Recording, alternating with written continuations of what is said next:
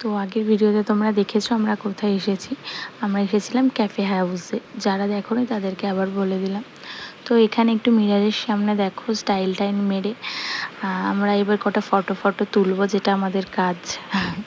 যাই হোক, এখানে ভালো করে ফটো তুলে তুমি দেখো এই বাইরেটাও, এখানটা খুব সুন্দর একটা ভিউজ পাওয়া যাচ্ছে যেহেতু অনেকটা উপরে।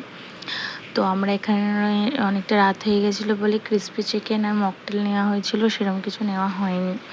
তাড়াতাড়ি করে খেয়ে আমরা আবার বেরিয়ে পড়লাম। আর লিওর শরীরটা খারাপ ছিল, তাই জন্য বেশি দেরি করিনি।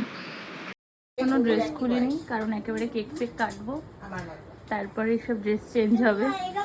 এদিকে অলরেডি ড্রেস চেঞ্জ হয়ে গেছে কেক কাটার জন্য। এই যে এখানে বার্থডে বয় ডুমডু নিয়ে, এটা যে বাবা দেখো অজস্র কার্তিক। তো ওর বাবাকে ফাইনালি অনেক বকে টোকে একটা গেঞ্জি পরানো হলো, আর পিপির তো ড্রেস চেঞ্জের শেষ নেই। যাই হোক, তো ফাইনালি দেখো 12টা বেজে গেল, আর আমরা happy birthday to you, happy birthday to you, happy birthday dear Leo, happy birthday to you.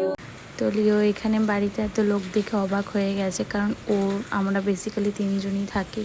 আর এখানে মিলিয়ে এসেছিল, তারপরে জেঠু পিপি, ওদের দেখে ওর একটু আনন্দ হচ্ছিল, আর একটু ভাবছিল যে এরা এখানে কী করছে।